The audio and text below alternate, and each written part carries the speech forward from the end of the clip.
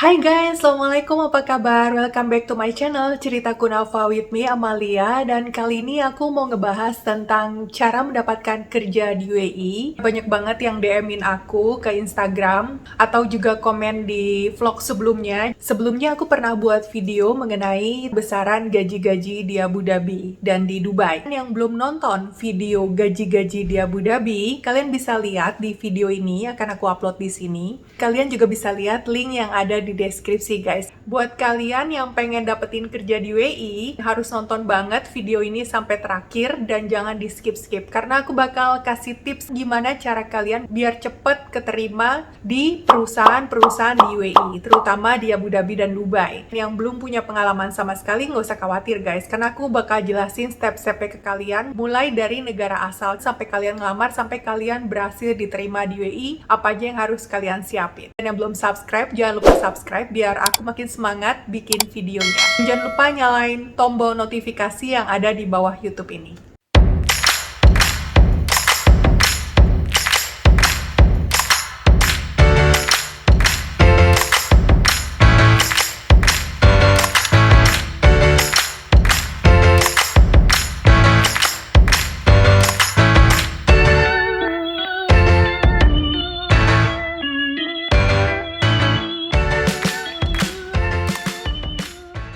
Oke guys, langkah pertama yang perlu kalian siapkan adalah CV. Tentunya buat kalian yang sudah pernah melamar pekerjaan di perusahaan sebelumnya, kalian udah familiar dengan kata-kata CV. Tapi yang aku maksud CV di sini adalah kalian harusnya memperbaiki CV kalian untuk lebih LTS friendly. Tentu banyak dari kalian yang belum paham mengenai LTS friendly ini. Aku pun dulu waktu aku melamar kerja pertama kali, aku belum paham mengenai istilah LTS friendly dan aku bahkan mengupload CV-ku ya sesuai dengan standar aja gitu. Aku ketik seperti biasa tanpa mempedulikan formatnya. Tapi perusahaan-perusahaan sekarang, terutama perusahaan-perusahaan dari luar negeri, mereka sudah menggunakan salah satu software, yaitu Applicant Tracking System, itu yang disebut ATS. Nah, jika kita melamar pekerjaan pada salah satu perusahaan, biasanya si HRD itu akan memproses CV yang masuk itu dengan menggunakan software ATS.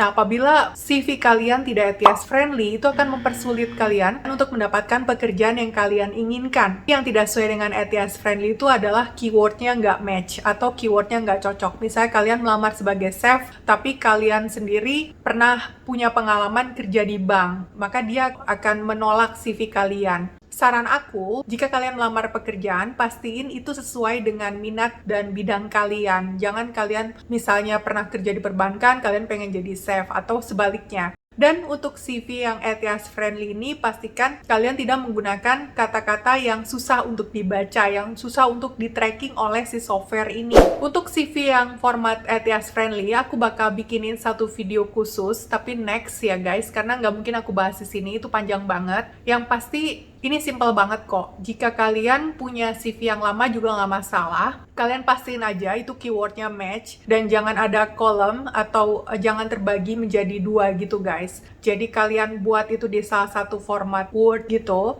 Buat kalian yang udah pernah punya CV sebelumnya, nggak ada salahnya kalian cek lagi guys. Apakah itu masih update atau enggak. Seperti pendidikan terakhirnya apa. Siapa tahu kalian sekolah lagi. Atau pengalaman kerja terakhirnya apa. Siapa tahu udah nggak update, kalian bisa ngerubah tahunnya, kalian bisa menambah pengalaman kerja kalian, seperti itu. Pastikan itu sesimpel mungkin, karena buat seorang HRD, untuk ngelihat CV yang jumlahnya ribuan, mereka tidak mau diribetkan dengan bahasa-bahasa yang menurut mereka itu tidak perlu gitu guys. Jadi pastikan itu simple, terarah, dan keywordnya sesuai. Buat kalian yang pengen aku buatin CV yang sesuai ATS friendly, kalian bisa komen di bawah. Kalau banyak yang komen minta dibuatin, aku akan buatin video khusus untuk membuat CV yang ATS friendly guys. Tapi kalau dikit yang komen, ya aku nggak akan buat videonya. Yang kedua, kalian bisa mulai melamar kerja. Yang dimaksud melamar kerja di sini adalah setelah kalian siapin foto kalian pastiin kalian punya foto yang profesional. Setelah itu kalian mulai melamar kerja melalui beberapa situs. Aku kasih berapa link rekomendasi untuk kalian melamar kerja di UAE. Nanti aku juga akan tulis linknya di deskripsi jika cukup. Kalian bisa melamar langsung melalui situ. Yang pertama, situs pencari kerjanya kalian bisa melamar melalui catererglobal.com.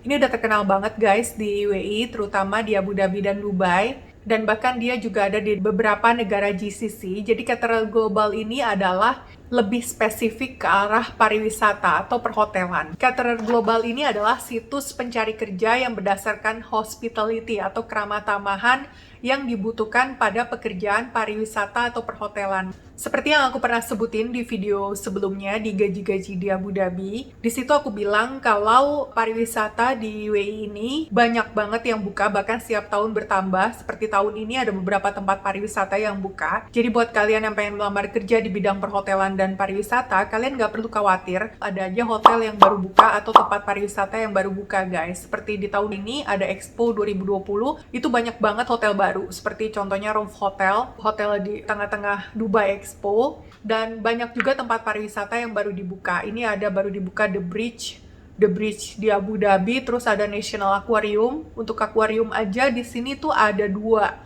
Padahal baru dibuka 1, tapi lagi dibuka 1 lagi di Abu Dhabi. Kemudian ada Ferrari World, ada segala macam. Jadi kalian jangan khawatir nggak keterima kerja. Buat kalian yang pengen ngelamar kerja tuh pastiin kalian buat CV-nya sebanyak-banyaknya guys. Jadi jangan menunggu sama satu pekerjaan aja. Tips dari aku seperti itu. Karena jika kalian melamar ke satu pekerjaan, kalian nunggu, itu cuma hanya akan membuang-buang waktu kalian. Jadi lebih baik kalian ngelamar pekerjaannya banyak, otomatis kalian bisa saving time juga gitu. Sambil kalian ngelamar pekerjaan yang ini ya, kalau nggak dapet ya kalian bisa melamar pekerjaan satunya. Yang kedua, kalian bisa melamar melalui ai.indeed.com. Jadi yang dimaksud AI di sini di depannya atau AE itu adalah extension dari UAE. Nah, pastiin kalian kata kunci di depannya itu EI atau AE, bukan yang lain. Karena Indeed ini ada di beberapa negara lain, seperti misalnya Kanada, dia pakai ca.indeed.com. Itu refers to Kanada. Tapi karena kalian pengen ngelamar kerja di UAE, pastiin kata kuncinya itu guys, jangan salah.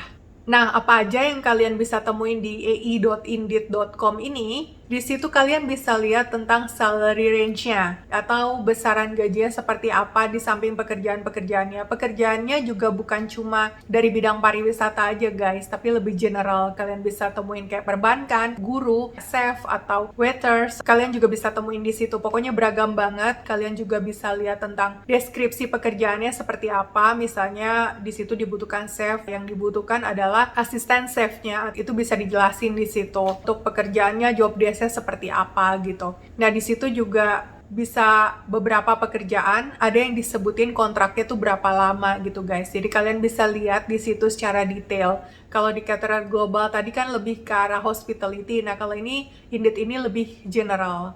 Plusnya lagi di ai.indeed.com ini ada versi mobile app-nya. Jadi kalian tidak harus melihatnya melalui web browser, tapi kalian juga bisa apply langsung melalui handphone kalian guys. Buat kalian yang udah siap dengan CV kalian di handphone, kalian bisa apply langsung melalui situ. Nah, yang ketiga adalah gulftalent.com. Gulftalent.com ini juga ada versi mobile app-nya. Kalian bisa langsung apply melalui situ. Nah, di situ juga sama guys seperti ai.indeed.com. Pekerjaan-pekerjaannya juga lebih general, bukan cuma pariwisata. Apapun ada di situ. Yang lebih dari gulftalent.com ini adalah dia bukan cuma di UAE, bukan cuma di Abu Dhabi dan Dubai, tapi dia juga di beberapa negara GCC lainnya, seperti Qatar, Saudi, Oman, dan lain-lain. Nah, tapi di Gulf Talent ini banyak pekerjaan yang tidak disebutkan range salary-nya atau besaran gajinya berapa. Jadi di situ cuma dijelasin deskripsinya, pekerjaannya seperti apa, job desk-nya seperti apa gitu guys. Untuk salary range ada beberapa perusahaan yang menyebutkan, ada beberapa perusahaan yang tidak menyebutkan, mostly tidak menyebutkan. Di Gulf Talent ini company profile juga dijelaskan secara gamblang di situ. Jadi misalnya kalian pengen ngelamar di bank, di situ akan dijelasin. Misalnya salah satu bank di UAE gitu, FAB, di situ akan dijelasin company profile dari FAB itu seperti apa. Misalnya bank ini didirikan dari tahun segini-segini, dia sudah melayani masyarakat selama ini, bla bla bla seperti itu guys. Yang keempat ada Byte.com. Byte.com ini di sini itu lebih detail lagi karena Selain dijelaskan tentang salary range, walaupun nggak semua perusahaan menyebutkan besaran gajinya di situ, ada beberapa perusahaan yang menyebutkan, ada beberapa perusahaan yang bilang itu unspecified.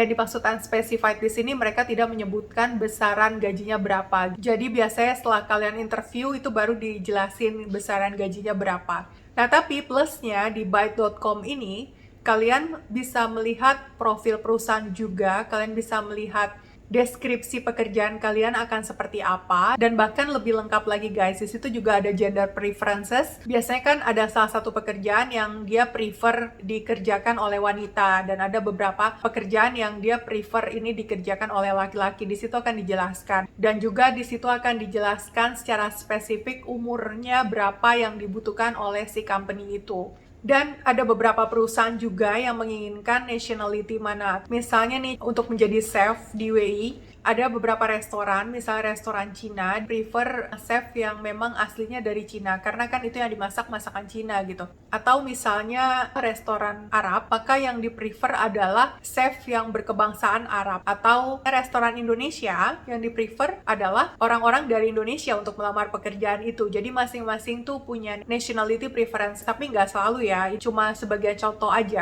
Berikutnya yang bisa kalian coba adalah www.linkedin.com/jobs. Nah, kalian bisa cari pekerjaan melalui LinkedIn. Buat kalian yang belum punya LinkedIn, harus banget buat, karena LinkedIn ini banyak banget job recruiter. Jadi di LinkedIn ini bukan cuma memperluas network, tapi kalian juga bisa mencari kerja di situ. Pastiin kalian sudah mempersiapkan CV kalian. Dan biasanya juga HRD itu ada beberapa yang dia minta CV kalian untuk disubmit. Ada beberapa juga yang dia bisa langsung lihat profile kalian apakah match dengan pekerjaan yang kalian lamar, guys. Sebagai contoh, salah satu temenku juga pernah diterima pekerjaan. Jadi dia itu punya profile LinkedIn. Nah, si HRD ini, si recruiter ini, melihat si teman aku ini, dia match dengan pekerjaan yang ada di LinkedIn ini. Jadi gampang gitu, HRD-nya tuh nggak susah-susah gitu. Dan biasanya si LinkedIn ini juga punya salah satu kolom, dan dia menjelaskan tentang kayak rekomendasi gitu lah guys. Jadi misalnya si A punya teman di LinkedIn, si B, dan si B ini merekomendasikan si A, bilang misalnya, contohnya gini, si A ini selama bekerja dengan saya di perusahaan C, dia itu bekerja dengan baik gitu. Nah, itu bila dilihat si recruiter atau dilihat pencari kerja, jelas seperti itu akan menambah nilai plus kalian gitu untuk melamar di pekerjaan yang kalian inginkan.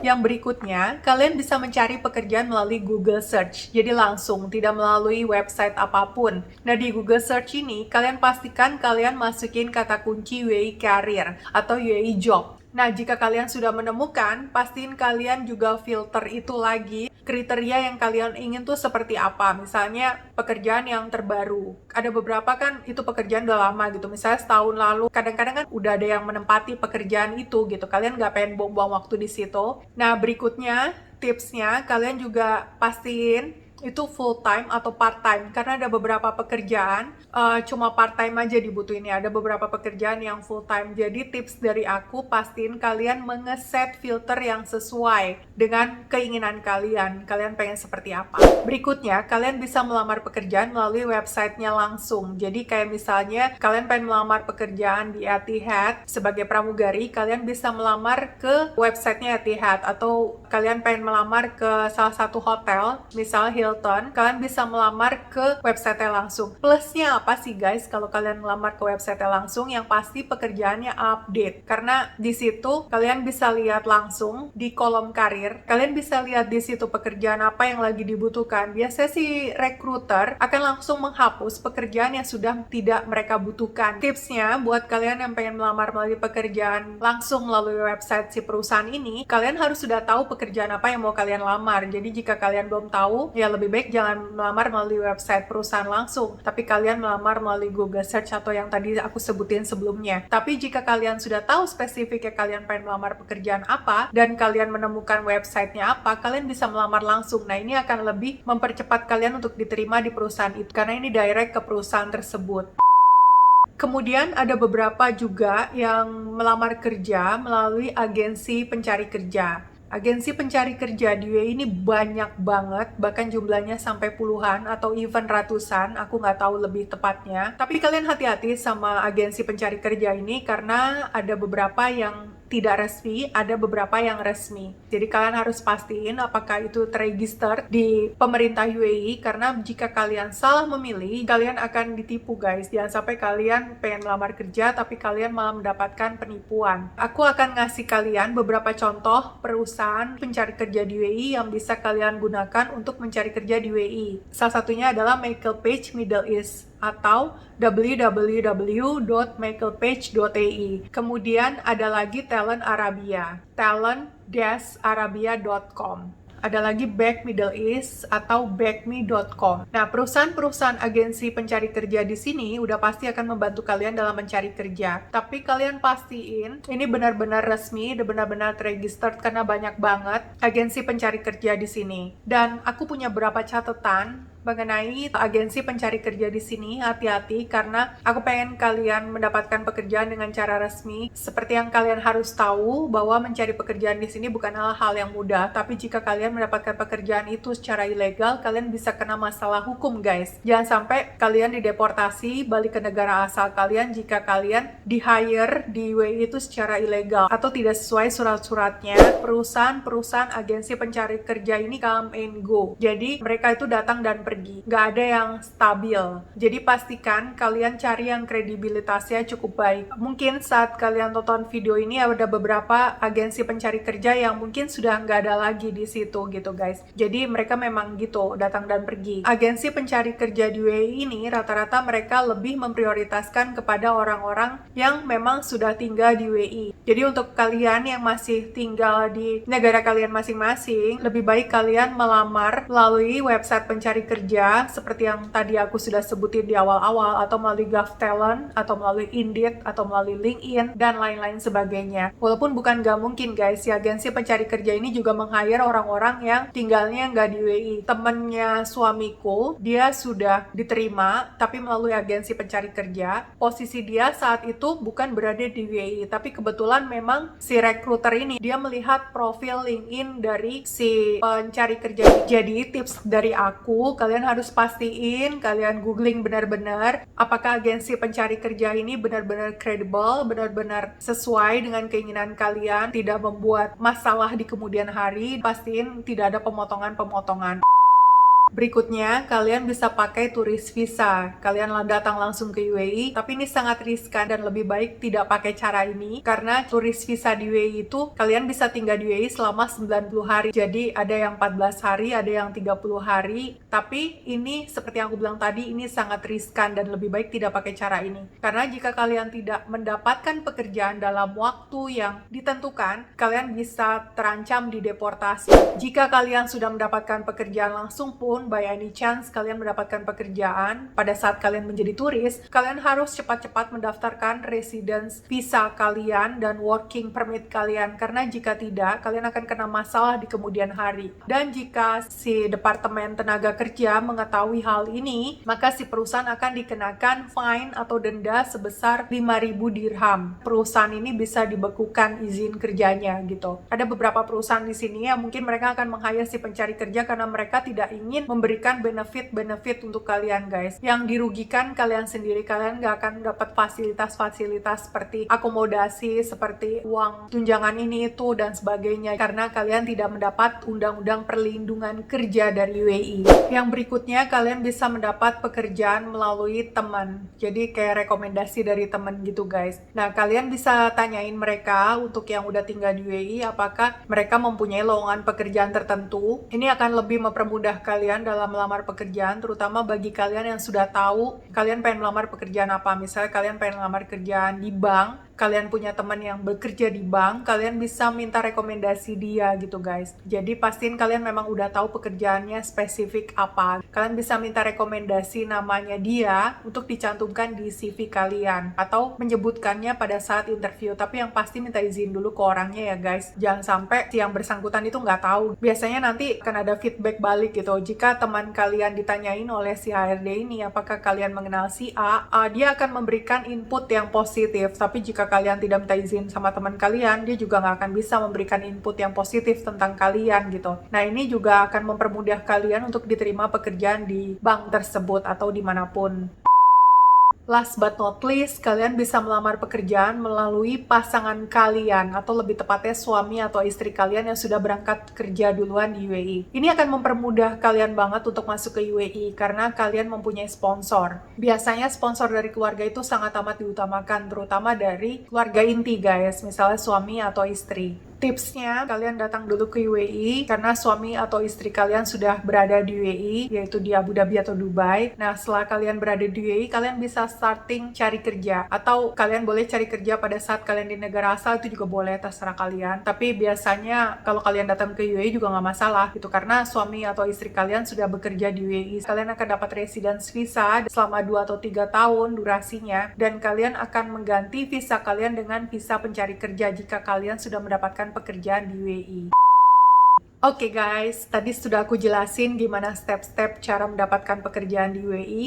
Buat kalian, tips-tipsnya lagi, kalian pastiin kalian ngelamar bukan cuma satu perusahaan, masukin banyak lamaran guys. Aku pun dulu gitu, waktu aku ngelamar kerja, aku tuh masukin banyak banget lamaran. Karena jika kita tidak diterima di salah satu pekerjaan, kita bisa dipanggil di perusahaan berikutnya. Dan bukan gak mungkin ada beberapa perusahaan yang manggil kalian, kalian bisa pilih yang sesuai sama keinginan kalian aja. Jika kalian melamar kerja, pastiin kalian catat itu di notes kalian atau di handphone kalian, karena ini akan mempermudah kalian untuk mengetahui perusahaan apa yang sudah kalian lamar. Kalian bisa catat misalnya tanggalnya berapa, terus pekerjaan apa yang kalian lamar, dan perusahaan apa yang kalian lamar untuk bekerja. Itu akan lebih bikin pekerjaan kalian tuh lebih sistematis gitu. Kalian tahu, oh tanggal segini, tahun segini aku tuh ngelamar kerja sebagai sekretaris di perusahaan A misalnya gitu.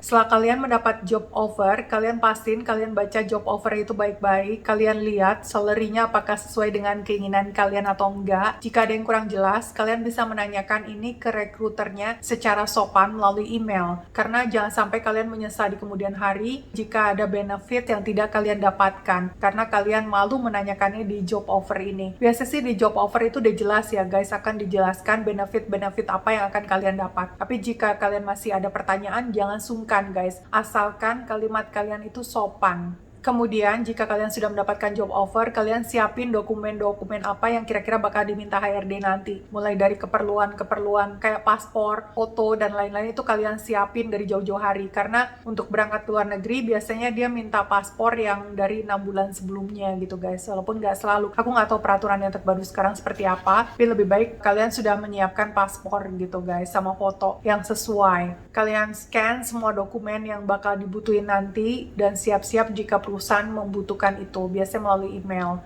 Berikutnya, abis kalian terima job offer, pasti kalian akan job interview. Job interview ini biasanya karena masa pandemi gini dilakukan melalui online guys. Apalagi buat kalian yang memang masih tinggal di negara kalian, biasanya akan dilakukan melalui online. Bisa lewat Zoom, bisa lewat Skype, atau lewat Messenger yang lain. Nah, kalian siapin kira-kira pertanyaan-pertanyaan apa yang bakal dikasih selama interview. Kalian harus sudah well prepared. Pastiin kalian fasih lagi bahasa Inggris kalian. Dan buat yang nanya sama aku, apakah bahasa Inggris perlu untuk melamar pekerjaan di luar negeri? Jawabannya of course, kalian harus memfasihkan bahasa Inggris kalian. Walaupun aku nggak bilang kalian harus seperti native speaker, tapi setidaknya kalian harus bisa berbahasa Inggris guys, karena interviewnya udah pasti dalam bahasa Inggris, nggak mungkin dalam bahasa Indonesia. Kecuali memang kalian di-hire-nya oleh perusahaan Indonesia yang ada di UAE, itu baru mereka akan nanya dalam bahasa Indonesia. Tapi karena kalian melamar pekerjaan di luar negeri, udah pasti pertanyaannya akan dalam bahasa Inggris guys, jadi kalian harus well prepared. Buat kalian yang masih bingung pertanyaan-pertanyaan interview seperti apa, atau ini merupakan pengalaman kerja pertama kalian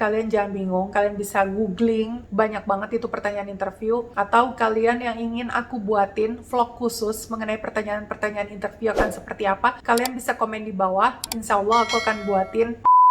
Setelah kalian diinterview dan kalian diterima kerja, perusahaan akan menerbitkan work permit itu selama 3 hari, kurang lebih. 3 hari itu yang aku maksud di sini adalah 3 hari kerja. Work permit di sini beda dengan work visa. Kemudian kalian akan diminta melakukan medical check-up. Medical check-up ini akan kalian lakukan di negara kalian, yaitu Indonesia. Namanya itu GAMKA. Pastiin kalian benar-benar ditunjuk ke salah satu GAMKA. Jangan sampai salah guys, karena kita nggak bisa kita yang menentukan pilihan, kita harus ke klinik yang mana. Kliniknya salah dan itu bukan otorisasi GAMKA, kalian bisa di-reject. Untuk biaya medical check-up sendiri per tahun 2021 itu harganya sekitar 1,5 juta. Buat harga terbarunya aku nggak update. Buat kalian yang baru Medex di UAE, kalian bisa komen di bawah. Kalian bisa kasih tahu harga terbarunya tuh berapa. Tapi kalian sediain duit aja sekitar 1,5 juta. Aku nggak bilang harga totalnya 1,5 juta. Itu cuma perkiraan aja guys. Ya kira-kira segitulah. Setelah itu kalian akan diminta legalisir dokumen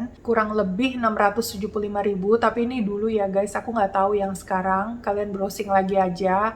Legalisir dokumen akan dibutuhkan untuk pengurusan visa kalian. Jadi biasanya yang dibutuhkan adalah scan pasport, halaman depan dan halaman belakang, kemudian pas foto 4x6 ukurannya. Itu yang waktu itu ya guys, aku nggak tahu kalau ada perubahan lagi. Kemudian scan berwarna hasil GAMKA kalian beserta si legalisir tadi guys. Kalian bisa mengirimkan itu melalui email untuk perusahaan tempat kalian melamar pekerjaan. Nah ini juga nunggu ya sampai kalian diminta untuk meng-email itu.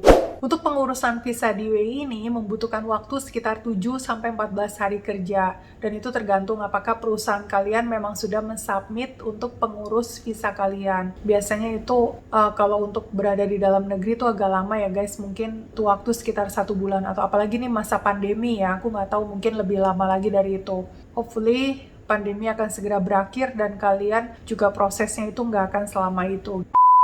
Setelah kalian mendapatkan visa, maka kalian secara resmi sudah terregister menjadi pekerja di salah satu perusahaan di UAE. Kalian siapin semua barang-barang kalian. Saran dari aku, jika kalian sudah diterima di UAE, kalian browsing-browsing lebih banyak lagi di Google. Bagaimana sih tinggal di UAE, living cost-nya seperti apa, kehidupannya seperti apa, apakah penduduknya welcome dengan kita. Tapi sejauh aku tinggal di UAE, alhamdulillah penduduk lokalnya di sini welcome dengan kita. Mereka tuh ramah-ramah guys, tapi memang tidak terlalu se-open penduduk Indonesia gitu, tapi mostly mereka ramah-ramah, dan untuk lingkungan kerja juga mereka sangat welcome terhadap expat seperti kita. Kalian bisa mempersiapkan diri kalian lebih baik lagi, dan buat kalian yang khawatir dengan masalah biaya, jangan khawatir karena seperti yang aku bilang, bekerja di UAE itu enak banget. Kalian bakal dapat fasilitas-fasilitas. Untuk yang tidak mendapatkan fasilitas seperti yang aku bilang sebelumnya di videoku mengenai salary-salary di Abu Dhabi, itu bukannya kalian gak dapet guys, atau bukannya kalian dibedakan. Tapi seperti yang aku bilang, pekerjaan itu tergantung sama kita.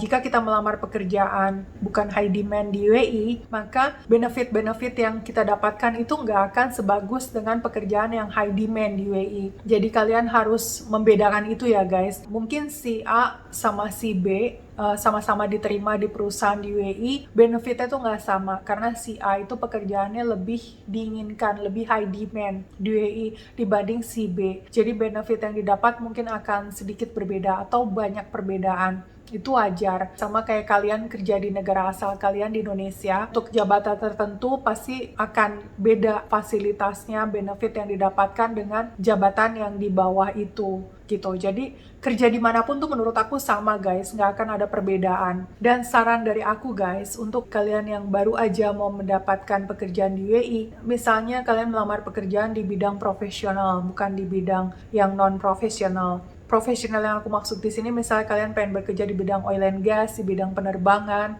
itu kan pasti akan ada bonus di samping gaji pokok. Kalian jangan ngelihat bonus itu sebagai kayak gaji pokok gitu guys. Jadi jangan pernah anggap bonus itu ada. Karena kalau kalian anggap bonus itu ada, kalian bakal kecewa jika kalian tidak mendapatkan itu. Si perusahaan berhak untuk tidak membayar bonus di bulan tertentu jika si karyawan ini tidak memenuhi standar pekerjaan yang mereka inginkan gitu. Jadi jika kalian tidak mendapatkan bonus, tapi kalian tidak ekspektasi bonus itu untuk didapatkan, kalian tuh kerjanya akan lebih, gimana ya, lebih lebih nerima gitu. Tapi jika kalian menghitung living cost kalian sesuai gaji pokok dan sesuai bonus yang kalian terima, pada saat kalian tidak mendapatkan, kalian akan mendapat defisit atau kurangan penghasilan di bulan itu gitu. Itu akan mempersulit kalian sendiri gitu guys. Jadi jika kalian bekerja di bidang profesional, pastiin kalian tidak berpatokan terhadap bonus. Jadi kalian lihat aja gaji pokoknya berapa. Apakah gaji pokoknya sesuai dengan